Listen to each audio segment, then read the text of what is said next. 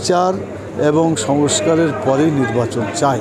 আমরা আশাবাদী যদি তারা দৃশ্যমান বিচার করতে পারে এবং দৃশ্যমান সংস্কারের কাজ করতে পারে, ইনশাল্লাহ নির্বাচন ভালো হবে। কিন্তু এটা না করা পর্যন্ত নির্বাচন ভালো হবে না। না হওয়ার কারণে যারা চাঁদাবাজি করে, যারা বাণিজ্য নির্বাচনে বাণিজ্য করে, যে নমিনেশন বাণিজ্য যাকে বলে, এই সমস্ত টাকা তারা নেয়।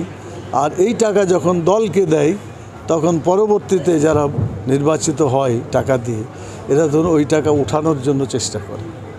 তো স্বাভাবিকভাবে চাঁদাবাজি করা এটা আরও উৎসাহিত হয়।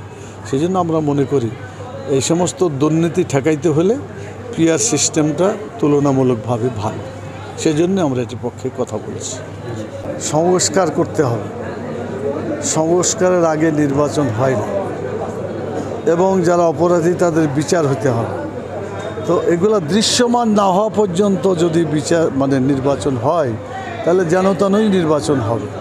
আগের পদ্ধতিতে আগের লোকদের দ্বারা যারা নির্বাচনকে বিকৃত করেছে, প্রশ্নবোধক করেছে, তারাই যদি আবার নির্বাচন করে, ভালো নির্বাচন হবে না। সেই জন্য সময়টা বড় কথা না, কথা হলো সংস্কার হইতে হবে। নির্বাচনে যারা দাঁড়াবে, এই সমস্ত যদি অপরাধী লোকেরাও দাঁড়িয়ে যায়, তাহলে এখানে কোনো নির্বাচন হবে না। সেই জন্য আমরা বিচার এবং সংস্কারের পরেই নির্বাচন চাই। আমরা আশাবাদী যদি তারা দৃশ্যমান বিচার করতে পারে এবং দৃশ্যমান সংস্কারের কাজ করতে পারে, ইনশাল্লাহ নির্বাচন ভালো হবে। কিন্তু এটা না করা পর্যন্ত নির্বাচন ভালো হবে না। সেই জন্য বারবার আমরা বলেছি, জাতীয় সমাবেশে কথাগুলোই আমাদের আমিরে জামাত বলেছেন, আমরাও বলেছি।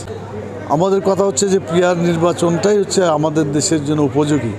কারণ আপনারা নিশ্চয়ই জানেন যে যদি যেভাবে ভোট চলছে, আমাদের এ পর্যন্ত চলে আসছে প্রচলিত যে সিস্টেম, তাতে কিন্তু চাঁদাবাজি, বাণিজ্য এবং মারামারি, বিভিন্নভাবে অপরাধ নির্বাচনে হয়। কেন হয়? যে যখন আপনি ব্যক্তি নির্বাচন করবেন, তখন ব্যক্তিরা টাকা দিয়ে মানুষ কিনে, সন্ত্রাসীদের কিনে, অন্যায় কাজ করার জন্য তারা বিভিন্নভাবে প্রশাসনকে প্রভাবিত করে। কিন্তু এটা যদি না থাকে, দলকে নির্বাচন দেয়, দলের মাধ্যমে যদি নির্বাচন হয় এবং দল ঠিক করবে কাকে তারা এমপি বানাবে বা দিবে, এটা হলে পরে কিন্তু এই চুরিটা, ডাকাতিটা, ছিনতাই, মারামারি, খুনাখুনি এটা থাকবে না। আমরা মনে করি যে আমাদের দেশের জন্য এই পিআর সিস্টেমের নির্বাচনটা উপযোগী। এবং আপনার পৃথিবীতে যতগুলো দেশ আছে, 91টা দেশে এই পিআর পদ্ধতি চালু আছে।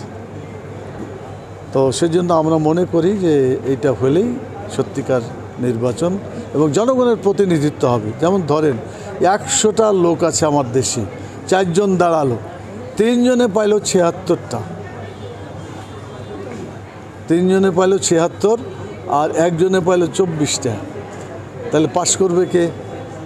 যিনি 24 পেয়েছেন। তাহলে 76টা ভোটের কোনো মূল্য হইল না, কোনো প্রতিনিধি নির্বাচিত হলো না।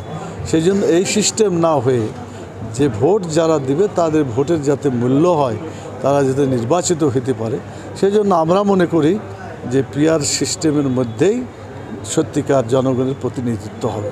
এটা ছাড়া জনগণের প্রতিনিধিত্ব হইতে পারে না।